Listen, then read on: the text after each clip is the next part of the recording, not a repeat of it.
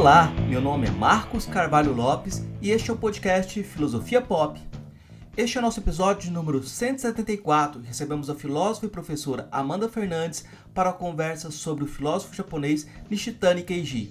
Nosso diálogo falou também sobre a filosofia intercultural, escola de Kyoto e muito mais. Filosofia Pop é um podcast que aborda a filosofia como parte da cultura.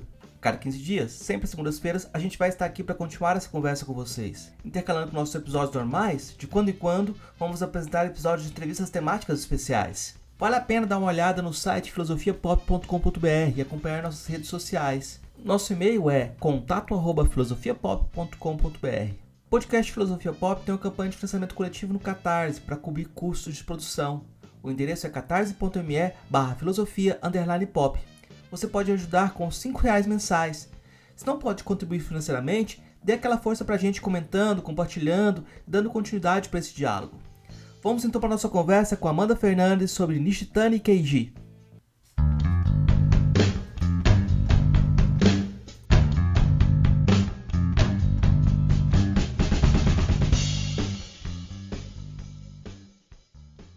Hoje a gente recebe a professora Amanda Fernandes, direto de Jaru, em Rondônia. Ela é doutora em Humanidades pela Universidade Pompeu Fabra, em Barcelona, onde analisou ontologicamente o problema do código cartesiano através da perspectiva japonesa de Nishitani Keiji, e graduada em Filosofia pela Universidade Federal do Rio Grande do Norte. Mestre na área de Metafísica também pela Universidade Federal do Rio Grande do Norte. Nossa conversa de hoje vai ser sobre Nishitani Keiji, né? Mas, de início, eu vou começar perguntando para você, professora, sobre a sua aproximação. Como foi sua aproximação, seu encontro com a filosofia japonesa e que caminho você teve que percorrer para conseguir começar a estudar esse assunto? Porque parece que não é um assunto que a gente encontra na academia à primeira vista, né? Oi, gente. Obrigada pelo convite, Marcos. Então, minha história, eu já contei isso algumas vezes por aí, mas é uma história de acasos, na verdade. Eu tentei uma bolsa, já era voluntária do Programa de Educação Tutorial na graduação, lá em Natal, no Rio Grande do Norte, na UFRN, e tentei uma bolsa para o PET, que eu já trabalhava há um tempo como voluntária, e não consegui. E o professor que orientava o programa de educação tutorial falou: você não quer ser minha bolsista, não, para uma bolsa de pesquisa? E eu já tinha tentado outras e tal, então é uma história de falhas. E eu falei: claro que eu quero. Pensando lá nos 200 e poucos reais que eu ia receber, que ia tirar minha xerox, né, que eu ia pagar minha passagem de ônibus. E ele falou: filosofia japonesa. E eu nunca tinha ouvido falar nisso na minha vida. E aí a ideia original era que a gente trabalhasse o conceito de nada, tanto em Mestre Eckhart, né, aquele filósofo medieval, da mística, e Nishitani, que é um filósofo japonês contemporâneo. Então, ele me deu uns livros para ler em espanhol, e foi assim que eu conheci a filosofia japonesa, foi assim que eu tive a oportunidade, formalmente, inclusive, né, que a gente vive falando. Além de tudo, eu, junto com um pessoal aí, a gente criou a ALAF, né, Associação Latino-Americana de Filosofia Intercultural, e a gente vive falando: nossa, a gente tem que ampliar o conceito de filosofia, a gente tem que ampliar nossos currículos, né? E é uma discussão que não se dá só no Brasil, né? Que ela se dá em outras universidades pelo mundo afora. A gente tem um manifesto dos alunos da Inglaterra que começaram perguntando por que meu currículo é branco, e daí a gente já percebe que realmente a formação da gente ela é falha nesse sentido, por não trazer outras filosofias, outras epistemologias para discussão, além de reproduzir a filosofia europeia. Mas a minha história é que, por acaso, um professor que estava interessado nesse tipo de filosofia me perguntou se eu queria estudar, e foi assim que tudo começou. Então, eu fiz essa iniciação científica na graduação, que durou 1 ano, e aí eu continuei no mestrado e depois no doutorado. No mestrado ainda na UFRN, E quando eu defendi o mestrado, eu tive notícia que era a primeira dissertação sobre filosofia japonesa e ainda defendida por uma mulher. E aí eu tentei o doutorado, a bolsa da CAPES, né, doutorado pleno no exterior, quando ela existia, em 2015, eu consegui. Era a minha segunda tentativa também. E fui para a Espanha ser orientada pela tradutora para o espanhol do Nishitani, a professora Raquel Bolso. E foi assim, na minha trajetória acadêmica, bem formalzinha, né? Bem nos moldes um pouco tradicionais do conhecimento, né? Mas, ao mesmo tempo, um pouco esquisita, né? Porque, afinal, eu estava muitas vezes falando sozinha, né, Marcos? Porque eu ia para os eventos e falava sobre conceitos que as pessoas nunca ouviram falar e não tinha ninguém para perguntar nada. E ultimamente a gente está encontrando mais aberturas e pessoas mais interessadas, né? Seja pelo anime, seja pelas artes marciais, que as pessoas começam a conhecer esse tipo de filosofia, seja pela religião também, né? O budismo. E a gente continua aí lutando por esses espaços, né, na academia. Eu acho curioso que sempre, é, sempre não, mas fica parecendo que você teve um chamado do mestre e teve a trajetória do herói. A gente se narra, assim, é muito interessante, mas a abertura que você teve para aceitar também é algo muito forte, porque se você fizesse o cálculo pragmático, assim, onde que eu vou trabalhar se sou a primeira pessoa a estudar esse tema, né? Se Uhum. não tem bolsas de... Então, isso é uma coisa, assim, que depois aí que a gente vai calcular, depois a gente vai fazer as rotas e ver, olha só. Mas uma coisa que chama atenção em todas as filosofias não ocidentais também, é que a gente tem também, muitas vezes, a presença de muito presença masculina, né? É o caso da filosofia africana. E quando a gente vê no caso da filosofia japonesa também, a gente só ouve falar de filósofos, né? Como é que você vê esse horizonte dentro dos estudiosos?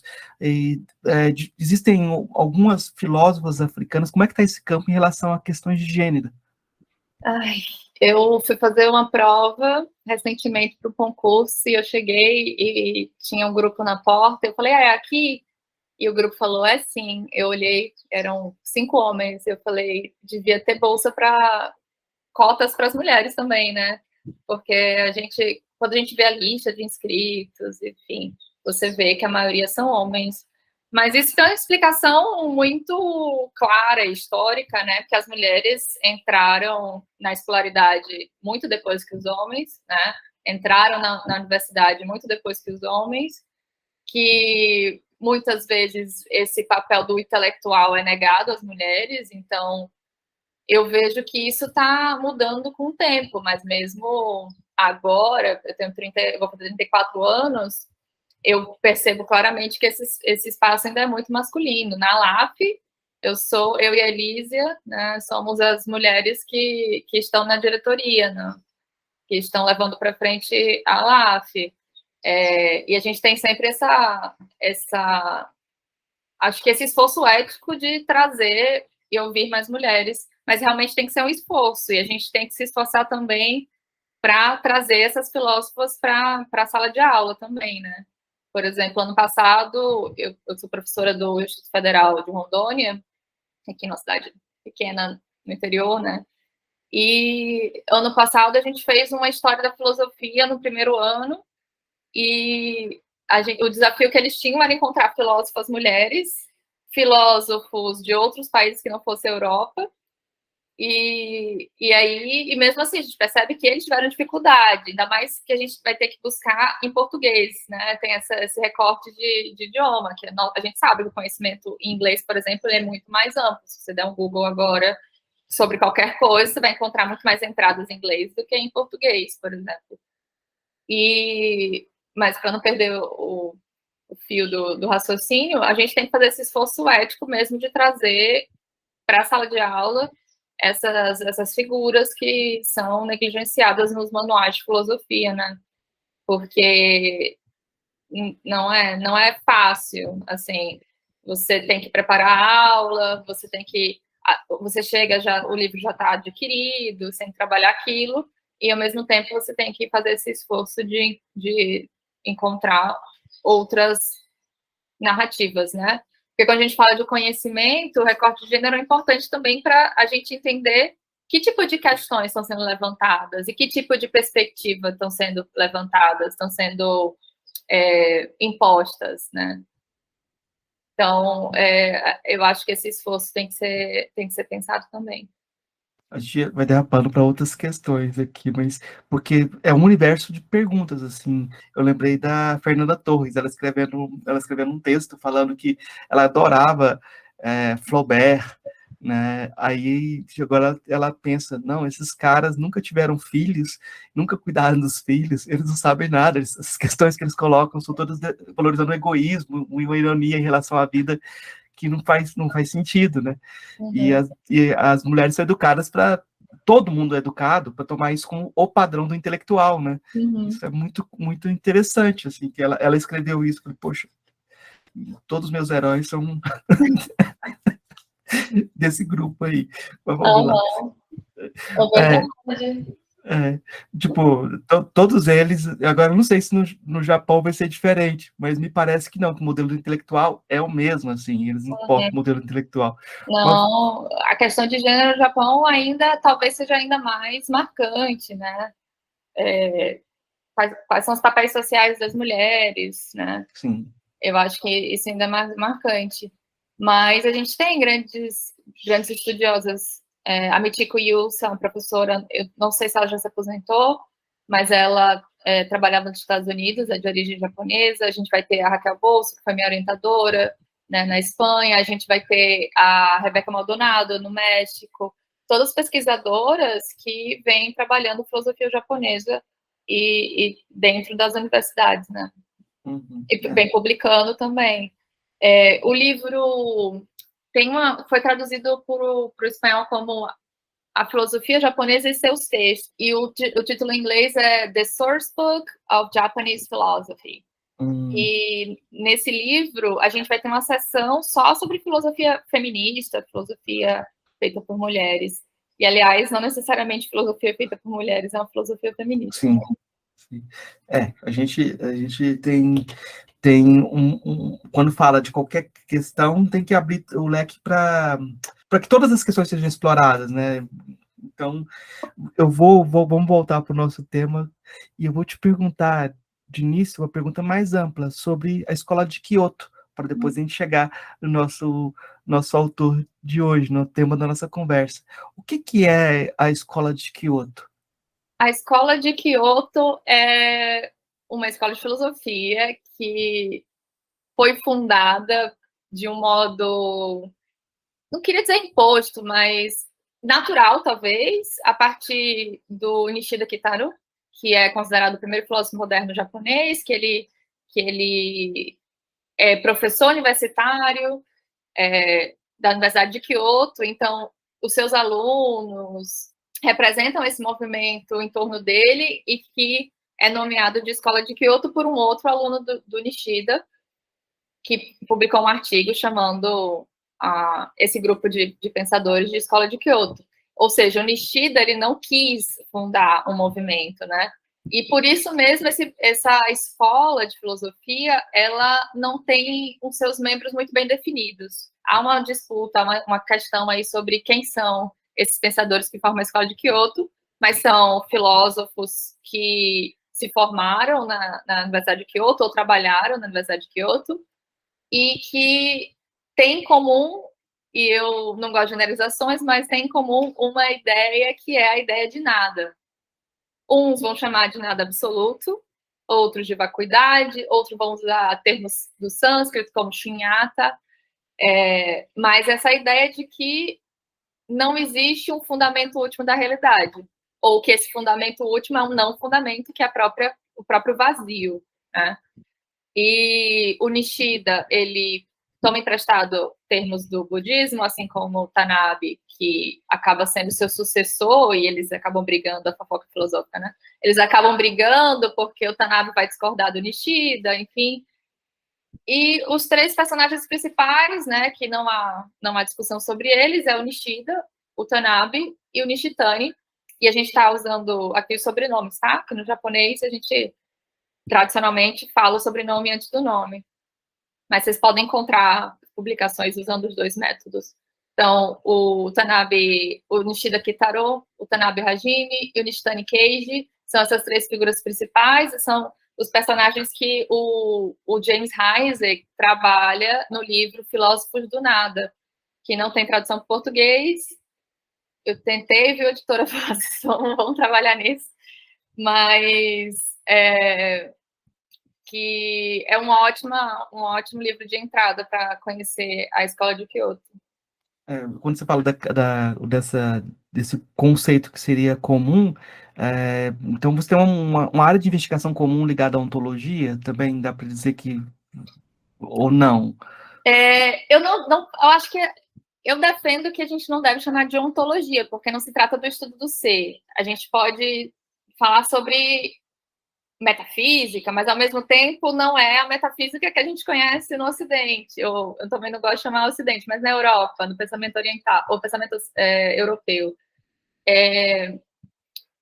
Mas o Nishida, ele introduz esse conceito como uma ideia de lugar. O Tanabe fala sobre uma lógica, e o Nishitani, para se separar, na minha visão, se separar um pouco dos seus predecessores, seus professores, ele vai intercalar a ideia de nada absoluto e vacuidade e o próprio conceito de shunyata, que é emprestado do budismo, para representar essa ideia de vazio, né? de um espaço em que a realidade acontece. E que ela só acontece porque estamos todos conectados, né? Estamos todos interligados nessa relação de interdependência. Então, se no Ubuntu ele vai falar eu sou porque nós somos, a filosofia budista vai dizer só sou porque dependemos dos outros para ser. E não só outros seres humanos, mas tudo que existe está interconectado, né? Então, se a gente pensa a partir desse ponto de vista, a gente concorda com eles, né? E voltando um pouco ali para a sua pergunta se é uma ontologia, eu diria que é uma transontologia, que é a minha ideia da minha tese, né? É uma tentativa de superar o pensamento tradicional europeu a partir de uma perspectiva tradicionalmente japonesa, né? Que são essas ideias que eles tomam emprestado do budismo e usam de outras formas, né, nas suas filosofias. Alguns autores, alguns comentadores, né, alguns estudiosos tentaram chamar de meontologia, outros de mulogia, o estudo do nada, mu em japonês é o nada, né? Mas eu acho que uma boa saída para não repetir os mesmos conceitos que a gente está acostumado em um contexto totalmente diferente, eu acho que transontologia seria uma melhor alternativa do que ontologia. Eu ouvi falar de biologia no livro lá, Zen Arte da Manutenção de Motocicletas. Não conheço isso. Não, é um livro é interessante, tem toda uma historinha por trás, porque o autor ele é formado em filosofia e ele era de uma escola muito opressiva, ocidental, muito fechada na forma de interpretar os textos. Aí ele encontrou a filosofia oriental e tenta conectar a filosofia oriental à forma de pensar a tecnologia. Aí ele vai consertando a moto dele, fazendo inferências ou explicando conceitos. É muito curioso, assim, porque é um livro da década de 60, assim. Aí o pessoal já fez Zen Arte de tanger caranguejo, Zen, não sei o que. Então a gente pode tentar inventar Zen Arte de plantar soja. Goiás, Mato Grosso. Essa coisa muito literal, né? Então, vamos voltar, eu vou perguntar sobre Mas é um modo de vida, né? Logo, ele pode ser aplicado em diferentes contextos. Pois é. E pode ser deturpado também de diferentes formas, né? Porque... Banalizado, né? se você fala do budismo, a gente tem um budismo capitalista, que é muito interessante, é o capital financeiro, né? O cara que... Mindfulness. Isso. O nada dele é porque ele não tem nada físico, ele tem só aplicado no capital. Então, Agora é só o nosso Pix, né? é, é. Eu vou voltar aqui, senão a gente vai fazer outra nova metafísica aqui, mas vamos falar um pouco sobre... Eu queria que você falasse um pouco sobre o autor que você estudou. E aí você já explicou que eu estou vendo aqui a capa da Religião Nada em espanhol, tá? Keiji Nishitani. Você prefere Nishitani Keiji, né? Eu estou acostumada. Então, Sim. chegamos a um acordo que a gente vai chamar de Nishitani, e eu queria que você falasse um pouquinho mais do contexto desse autor, para a gente se aproximar dele. Nishitani tem uma história interessante, porque quando a gente fala sobre... Não sei se vocês sabem, mas o Japão ele passou quase 250 anos isolado, né? Um isolamento quase total. Então, ele tinha contato ali com a Holanda, com alguns países da região, mas eram contatos controlados em portos específicos. Então, a população ela acabou sendo pouco ou nada afetado pelo estrangeiro, seja na cultura, seja na filosofia, seja na tecnologia e etc. Então, quando os Estados Unidos, né, no século XIX, impõem essa abertura, a gente vai ter um país que vai inchar com costumes diferentes, com religiões diferentes, com produtos diferentes, né? E que vai politicamente mudar, né? Que a gente vai ter a mudança de império, a gente vai ter a modernização do país, que pode ser considerada uma ocidentalização do país, né? Que a gente acha que modernizar significa evoluir, mas significa ser europeu, na verdade.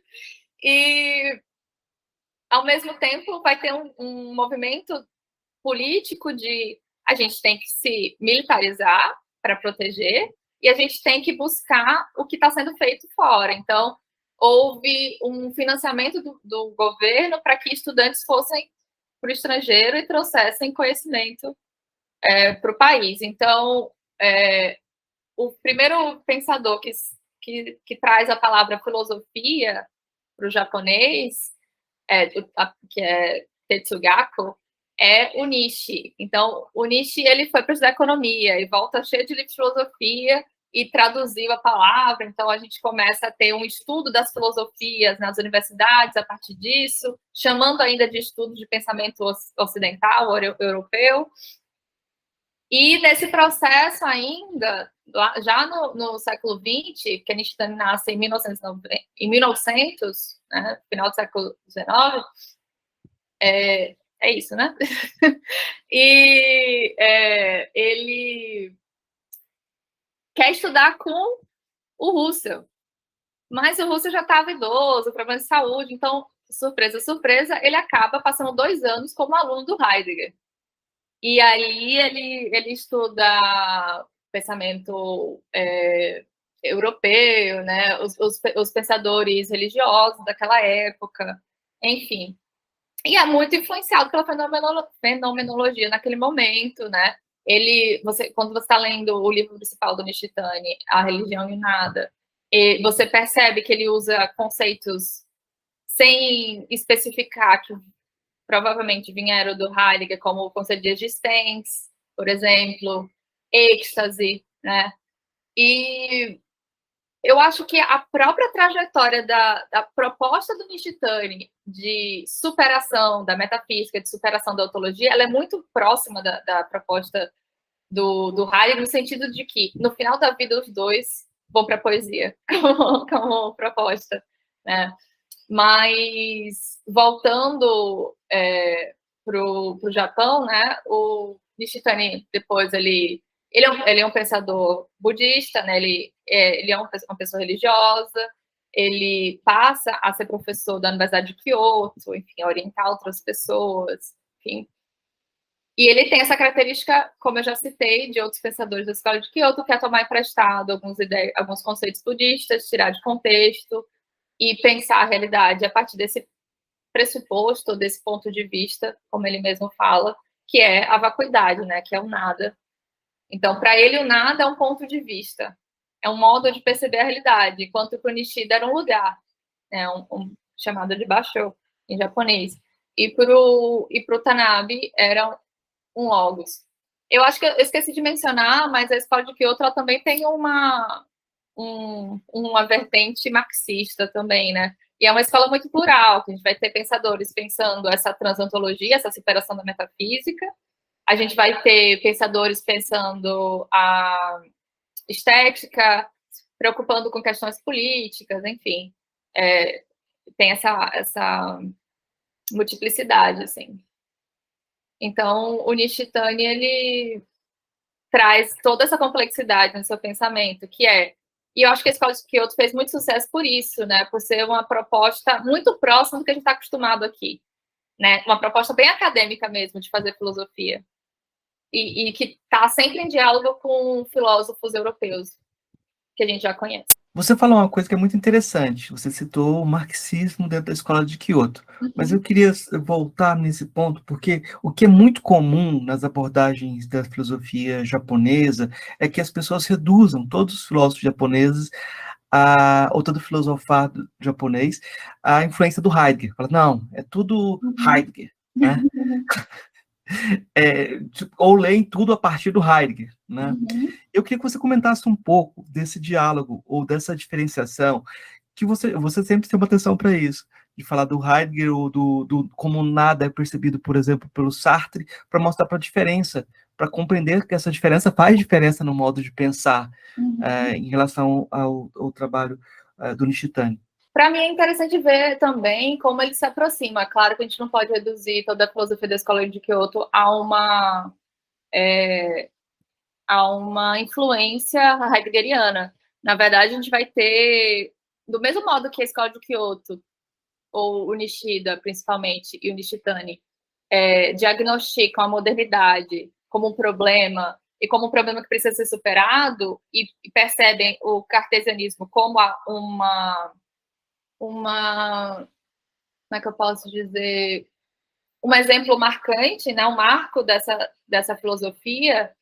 Existe uma outra vertente da filosofia japonesa que, na verdade, concorda com o cartesianismo, que é interessante também pensar, né? Até hoje a gente tem muita gente pensando a recepção do cartesianismo no Japão, porque parece uma visão um pouco dicotômica, mas a gente tem sempre que ficar atento a não generalizar.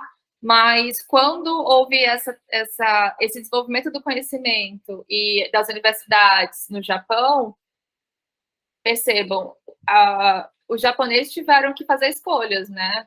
Como vou sentar numa cadeira, vou sentar no tatame, eu vou usar talher, eu vou usar hashi. Do mesmo modo, eles tiveram que analisar as filosofias que estavam chegando e propor um ponto de vista talvez divergente, que é a proposta da Escola de Kyoto, e talvez não, né? Talvez eles concordem. Então, não há, apesar de haver no Brasil hoje muita gente trabalhando a relação entre Heidegger e a Escola de Kyoto, também há pensadores que não concordam, e também há pensadores fora da Escola de Kyoto que dá para ver uma relação muito marcante, como o Watsuji, por exemplo.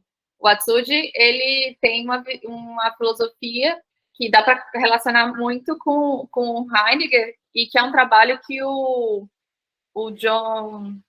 David Johnson faz muito bem, né? Que é algo que ele está trabalhando, que é um professor de Boston, se não me engano.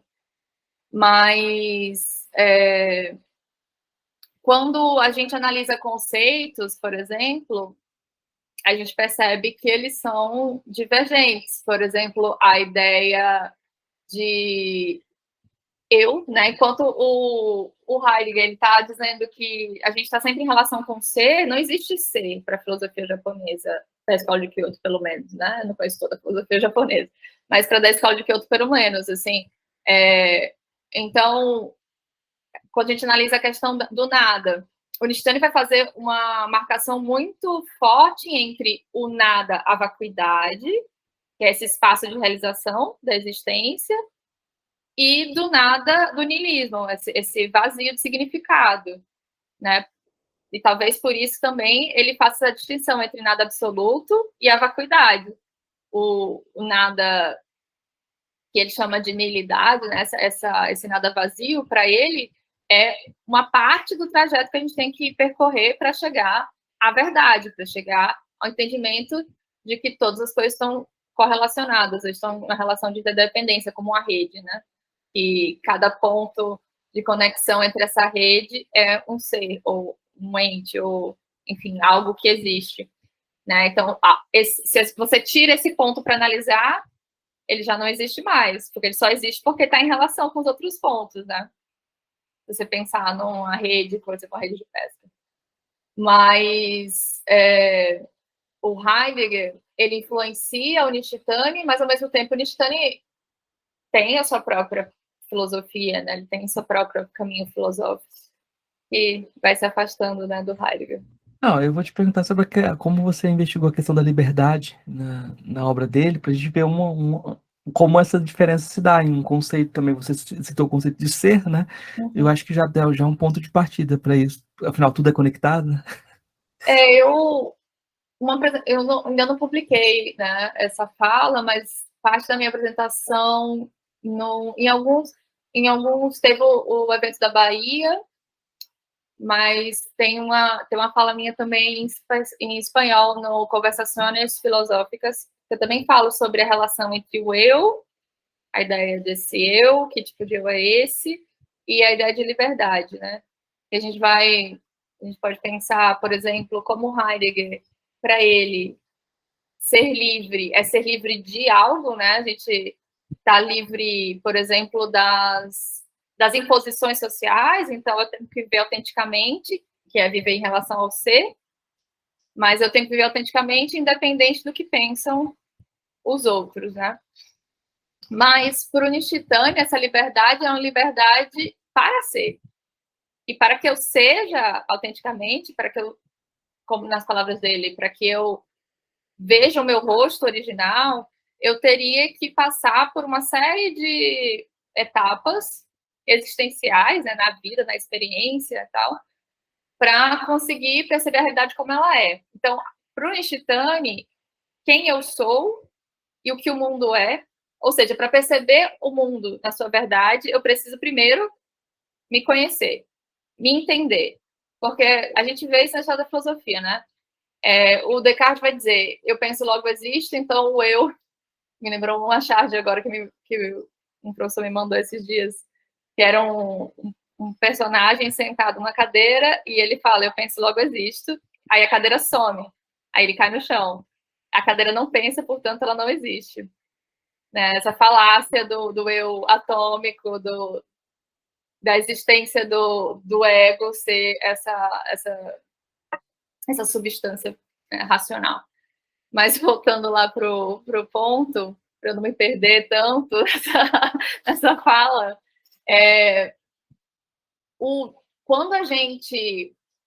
quando o Descartes diz que somos seres racionais, que o eu é uma substância pensante, ao mesmo tempo ele define a relação entre esse eu e as coisas do mundo, como uma relação dualista, né?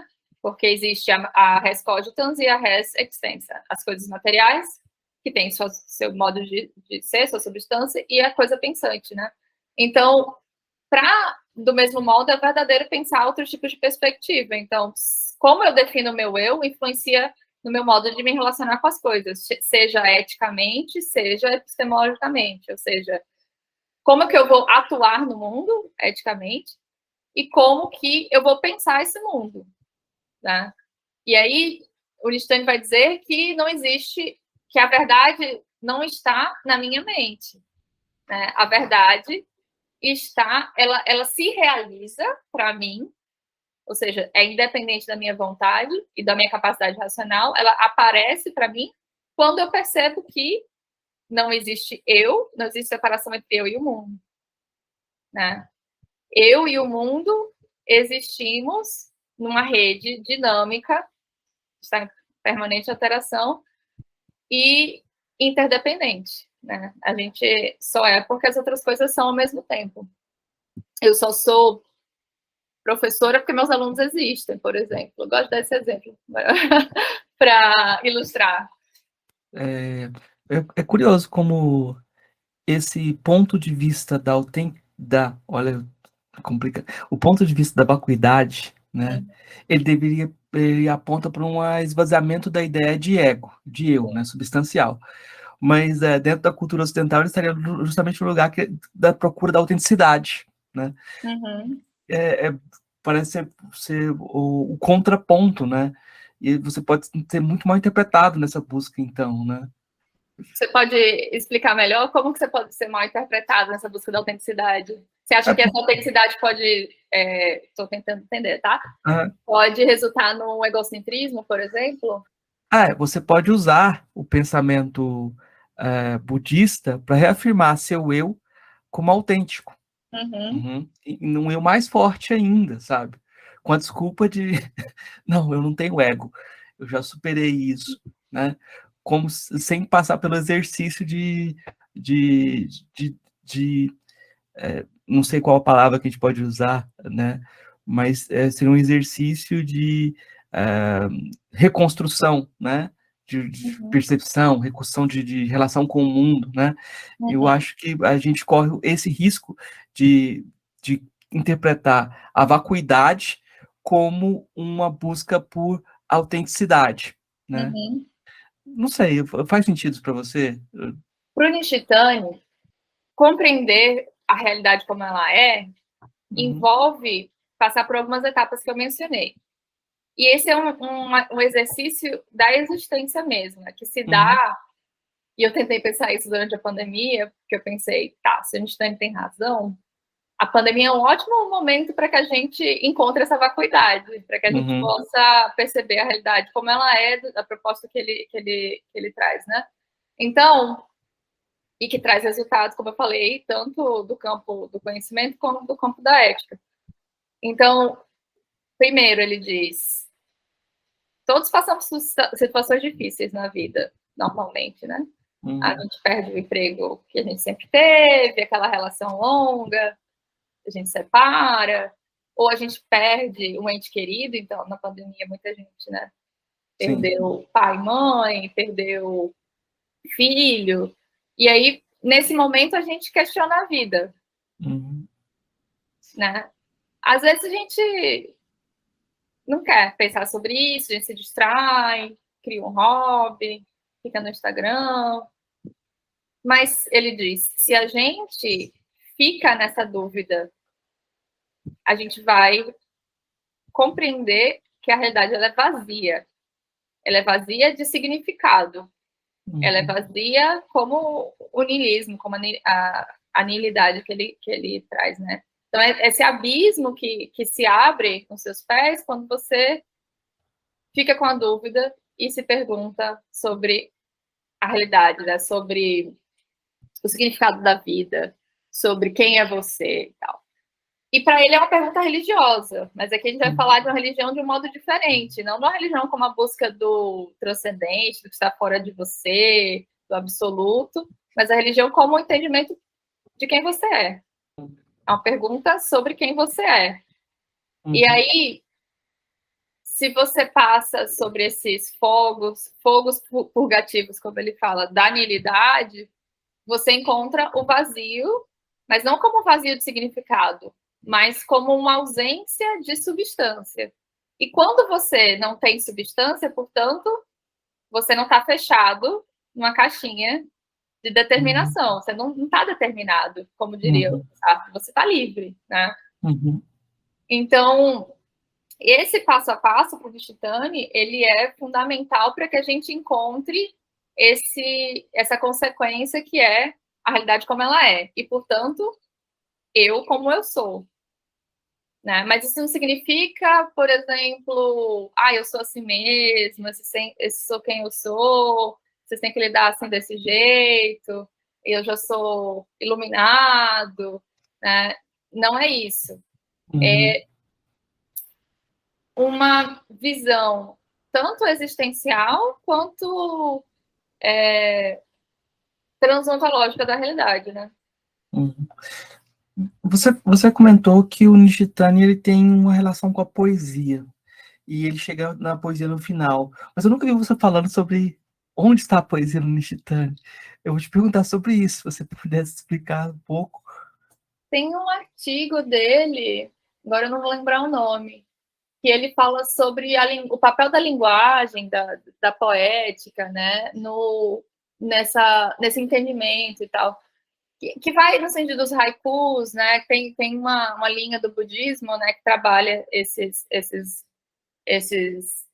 tipos de poesia, né, para buscar iluminação, mas no próprio A Religião e o Nada, ele cita alguns, né, para mostrar como que essa perspectiva está na contramão da lógica tradicional, né?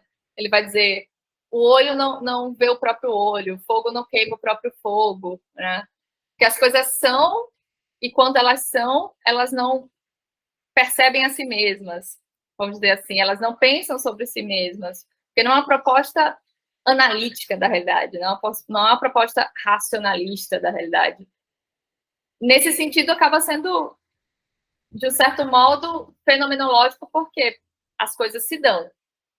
E nesse dar-se da realidade, eu percebo a sua verdade. Mas, para que eu perceba, eu tenho que me despojar dessas ideias de que eu sou um ser racional, por exemplo. Né? Que eu tenho uma essência definida. Né? Que eu sou, portanto, superior às coisas do mundo. Não sei se eu respondi isso. Respondeu, mas é porque é difícil, né? O lugar da poesia é o lugar da metafísica absoluta, quase, para esses autores, assim. O que é a poesia para você? Aí vira uma conversa complicadíssima, né? Porque eu estou pedindo para traduzir o indizível, quase. Mas Uhum. vou te perguntar, então, o que você está pesquisando agora, né? Qual que é o seu caminho de investigação agora, depois da Eu pandemia? acho que agora eu estou preocupada com as questões da interculturalidade, assim. Eu estou revisando agora um artigo sobre o método de fazer filosofia como método intercultural, a partir da filosofia do Nishitani, porque para mim ele é um grande exemplo de como usar isso, né? Como usar esse tipo de metodologia. Então, eu defendo que a filosofia intercultural ela não é uma área da filosofia, como a metafísica, a ética, enfim. Ela é um modo de fazer filosofia.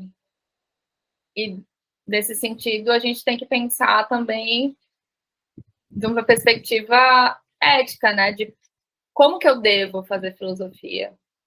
Será que eu estou pensando na filosofia inclusiva ou não? Será que eu estou pensando numa filosofia ampla ou não? Será que eu estou trazendo outras pessoas para conversar e para tentar entender melhor esse problema? Ou será que a gente está usando sempre as mesmas narrativas? E também isso envolve questionar o que é a filosofia, afinal, né? Porque se a gente continua repetindo a ideia de que a filosofia nasce na Grécia, com Tales de Mileto, portanto a filosofia é grega, a gente considera que Mileto não fica em Atenas também, né? Mileto é uma colônia grega, né? Que está muito próxima do Egito, por exemplo, e que o próprio Tales provavelmente teve contato com o pensamento do Kemet. E aí a gente já entende que não existe pensamento isolado. Pensamento do Kemet do Egito, tá, gente? Não existe pensamento isolado, né? A gente não vive isolado. A gente pensa em comunidade. A gente pensa em contexto, a gente pensa historicamente. Então, a gente pensa a partir da nossa linguagem, né? Então, é impossível, eu acho que é artificial pensar qualquer tipo de questão filosófica sem desconsiderar ou desconsiderando distintos pontos de vista culturais, porque eu digo que, inclusive, nesse artigo que eu publiquei no Modernos e Contemporâneos, que está em inglês, eu quero traduzir, mas é sobre como definir a escola de Kyoto, né, a filosofia japonesa, não só a escola de Kyoto, mas a filosofia japonesa, eu digo que a cultura é nosso ponto de partida filosófico, né? Não dá para filosofar fora dela. E é importante que a gente tenha uma metodologia que aborde nossos problemas, pense em nossas questões também aqui, né, no Brasil e tal, mas de um modo intercultural, né? Trazendo essas pessoas para o debate.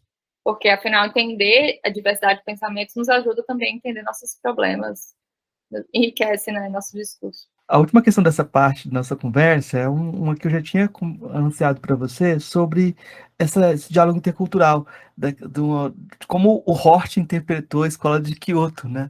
Quando ele vai conversar, vai participar de debates né, no Japão, ele chega e fala, não, vocês aqui aderem a um panrelacionismo comum a vários autores, ele coloca Leibniz, coloca Spinoza, né?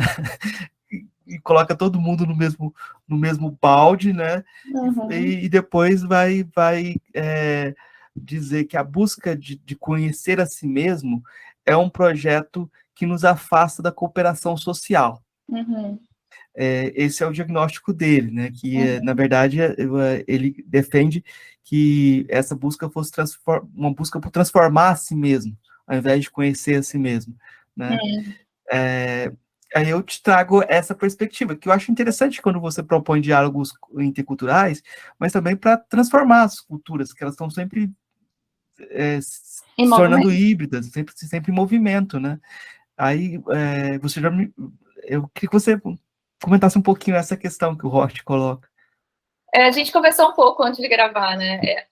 Para mim, como ele anuncia, também eu não li o texto inteiro, eu li só o comecinho, não deu tempo, mas ele anuncia que ele realmente não tem profundidade para falar sobre o tema, e dá para perceber pelas 4 questões, acho que são 4, né, que ele coloca ali, as definições que ele coloca ali no começo.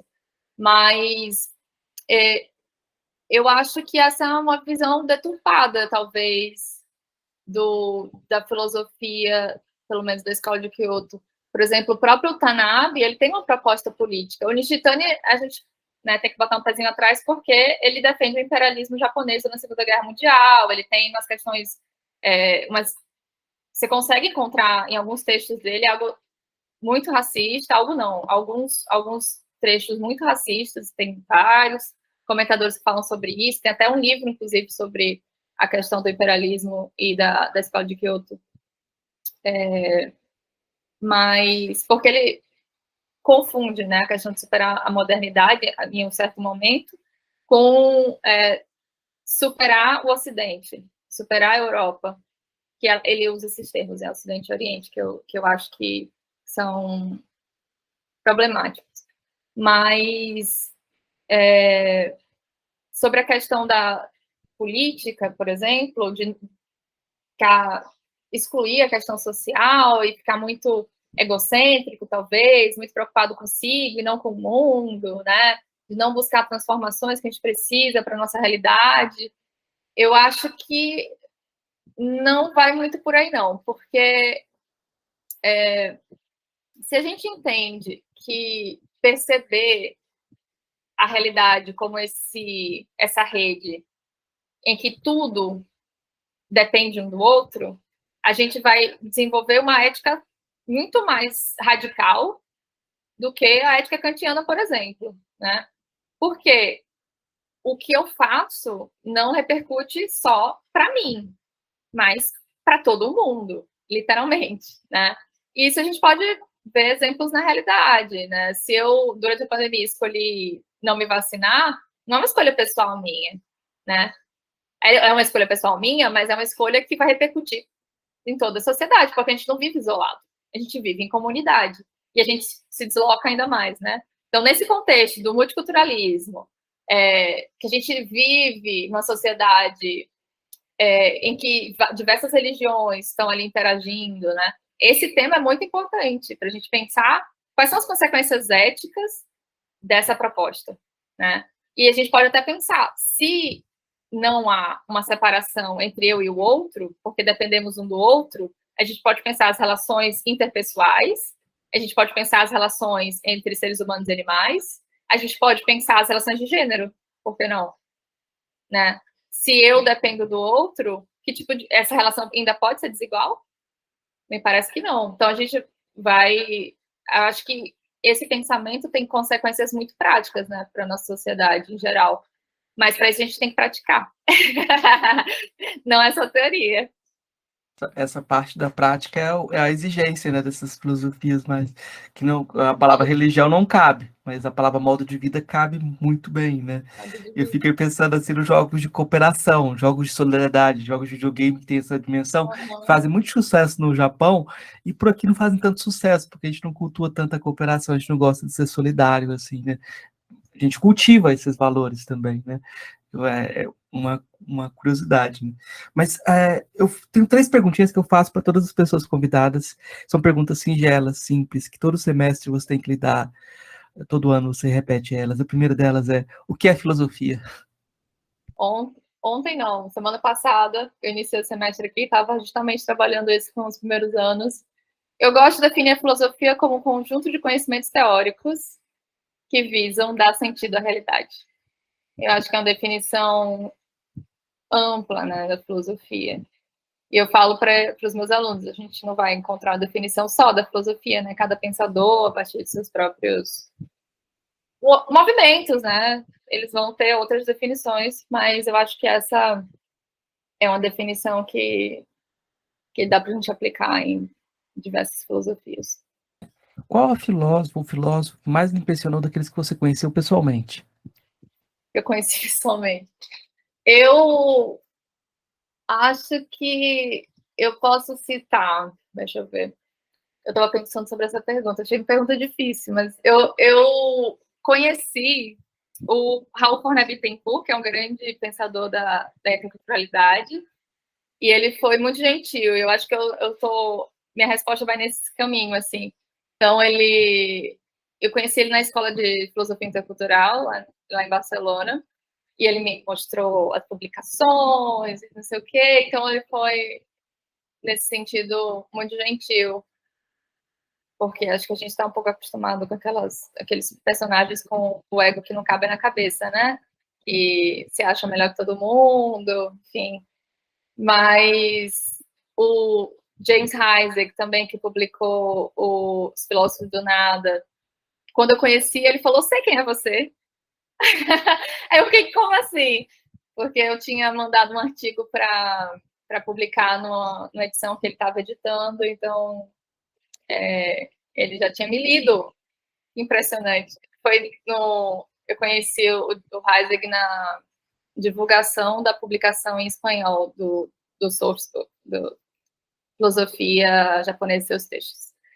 E no mesmo caminho, o Maraldo, que também estuda filosofia da Escola de Kyoto, John Maraldo, e a Rebeca Maldonado, no evento, os 3 falaram: olha, você não lê isso, acho que o caminho da sua tese podia ir por aqui, você imaginar sentar numa mesa, tomar uma cerveja com essas pessoas, e eles falem para você, tiram um tempinho para dizer: olha, o que você não lê isso aqui, lê aquilo outro, eu vou mandar para você aquele artigo.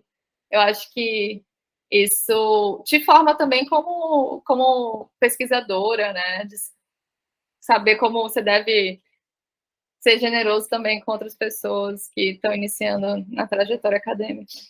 Essa pergunta eu gosto muito dela porque ela faz você pensar que a filosofia é feita por pessoas, né? Uhum. E te joga na sua definição. Você fez uma definição e depois você volta a refletir sobre a sua definição e pode lançar as pessoas que você chama de filósofos ou filósofos, né? E Uhum. eu acho que geralmente a gente tenta transformar a filosofia em coisa feita por mortos poderosos, então, que nos assombram, né? Questionáveis. É, todos são fantasmas, assim, né, fantasmagóricos.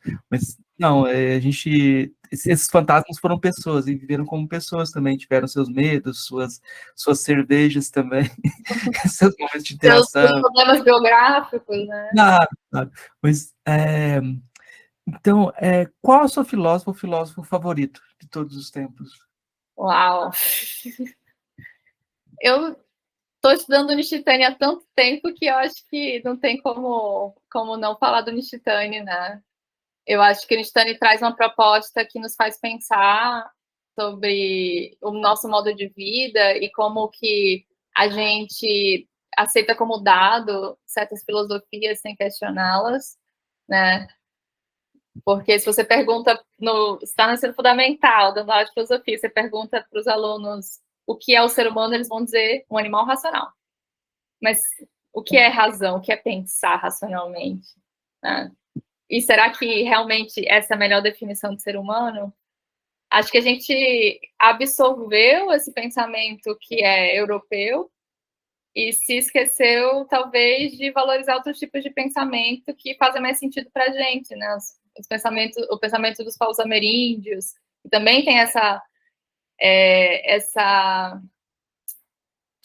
visão dessa interdependência, né, entre os seres, né?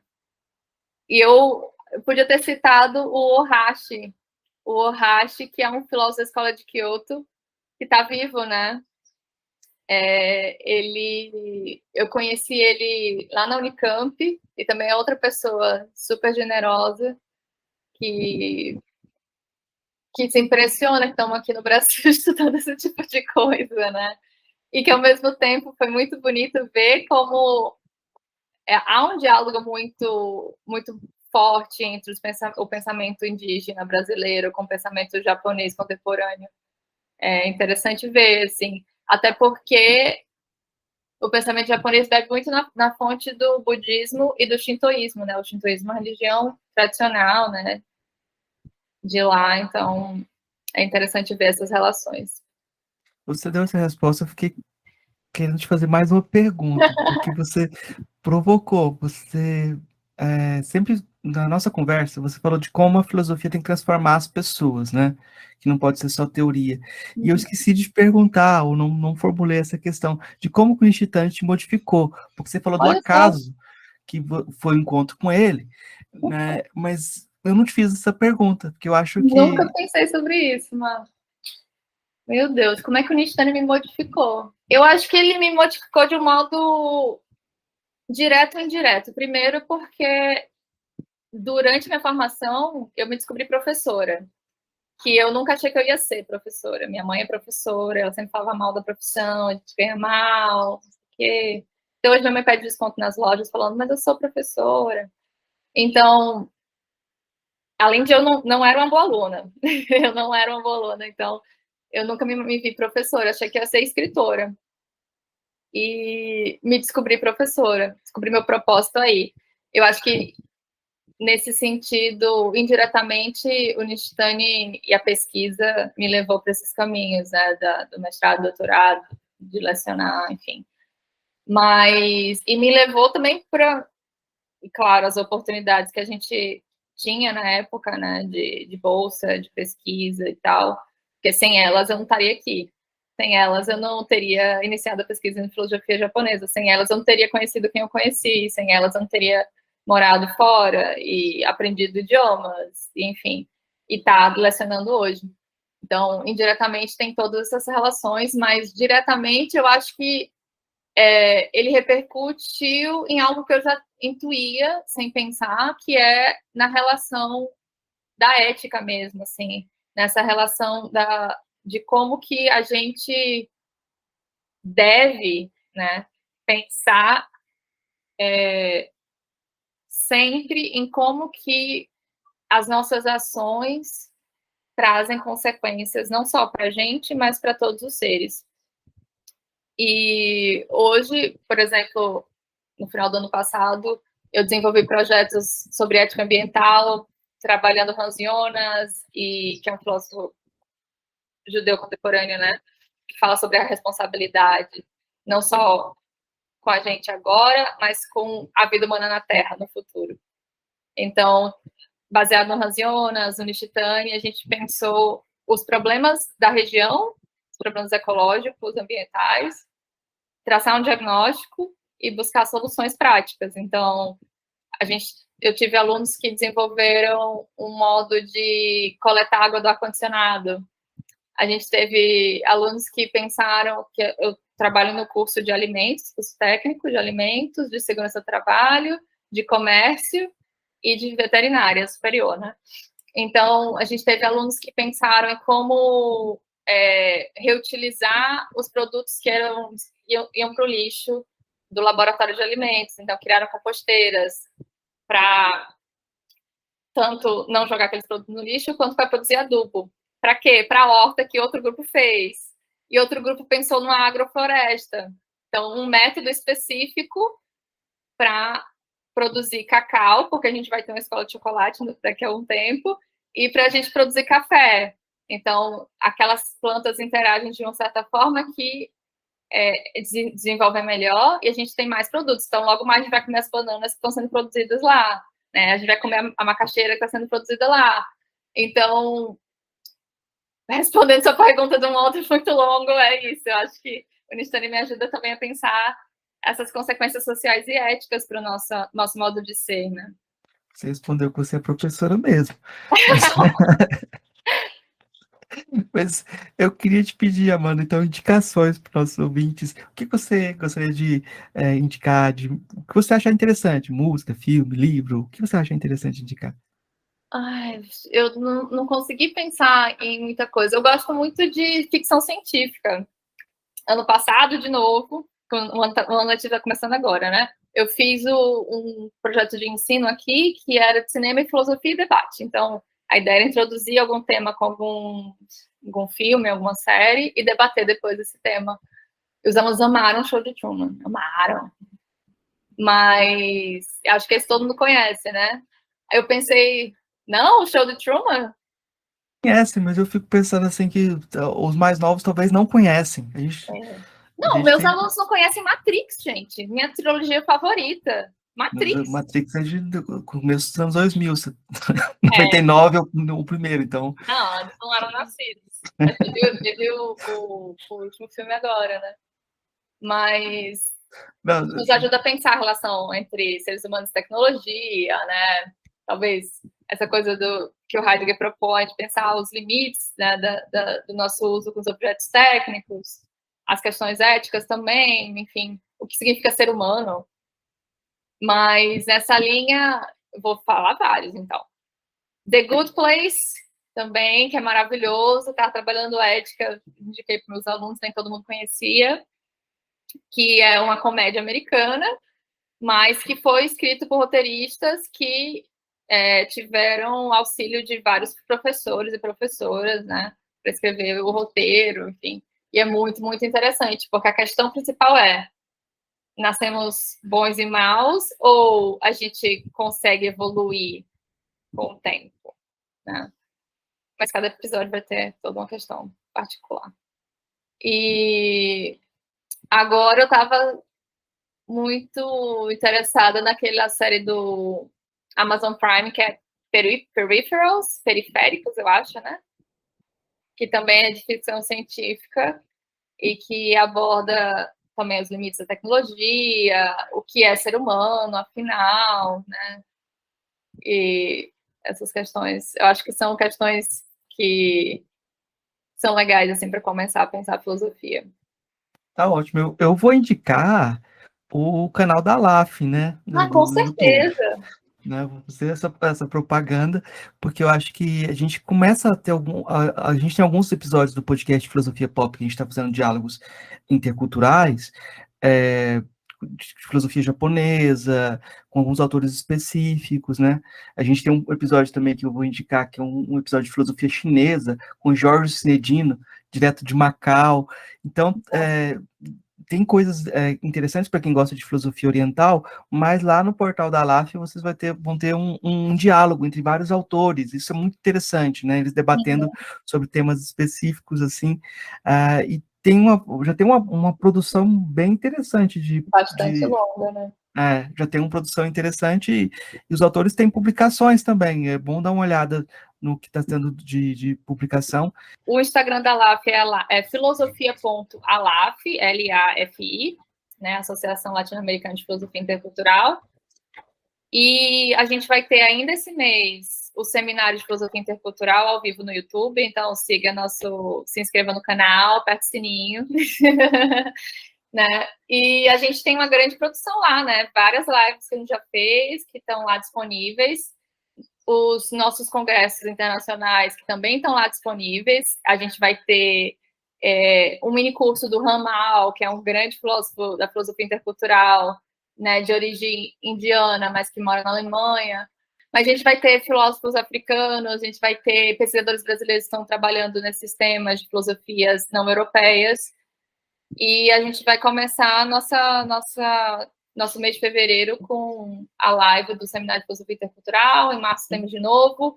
Aliás, eu vou continuar na propaganda porque a Universidade de Passo Fundo vai abrir, junto com a LAF, uma pós de Filosofia Intercultural. É a primeira no Brasil, eu diria, do mundo. Então, em maio, começam as inscrições e fiquem atentos, tanto no Instagram da LAF, no site da LAF, a gente tem, se vocês quiserem ser membros e colaborar com o desenvolvimento dos nossos projetos, vocês são muito bem-vindos. Nosso trabalho é totalmente voluntário, são basicamente 5, 6 pessoas que levam todos os nossos projetos adiante. Então, vocês podem se inscrever para ser membro da LAF, é totalmente gratuito. O que a gente pede é mão de obra, né? Que a gente trabalhe em conjunto, que a gente desenvolva esses projetos. E em outubro a gente vai ter nosso 3º Congresso Internacional, que vai ser em Bogotá, na Colômbia, né? O local de residência do nosso vice-presidente, Carlos Barbosa Cepeda. E acho que são essas novidades, gente. A última indicação é justamente a edição em espanhol de A Religião e o Nada, né? Do Nishitani, que eu acho que a Amanda teve que ler espanhol para se aproximar. Então é um primeiro caminho, e esse livro você encontra na internet aí com uma certa facilidade. Então, eu acho que é uma boa dica para quem quiser começar a enfrentar por essa tradução, né? É da orientadora dela, já vi ela comentando que é uma boa tradução também. Sim, sim. É interessante porque esse livro do Nishitani, a gente considera o original a versão em inglês, porque ele pegou vários artigos que estavam publicados em japonês, e o livro chamava O que é Religião? E ele ajudou na tradução para o inglês, e ele ampliou essa tradução. Então, a gente considera o original como a versão em inglês do livro, né? Religion and Nothingness, A Religião e o Nada, e que é, como eu já falei, uma versão ampliada e revisada pelo Nishitani, e a Raquel Bolso, minha orientadora do doutorado, traduziu para o espanhol, que é um esforço muito bom para a gente que lê e fala português, né, que eu acho que é mais próximo do que o inglês. Então, recomendo a tradução da Raquel, da Religião e Nada, do Nishitani, e também o livro Filósofos do Nada, Filósofos de la Nada, do James Heisek, que é por onde eu comecei, né, a estudar a escola de Kyoto. Para quem então está interessado, já tem um caminho aqui, uma indicação para começar uma trilha. Mas eu vou pedir então para agradecer a Amanda por essa conversa e deixar espaço aberto para dar o recado que ela quiser, ou fazer a palavra final da nossa conversa hoje. Então. Eu espero que vocês tenham conseguido acompanhar e que eu não tenha falado tão rápido, enfim.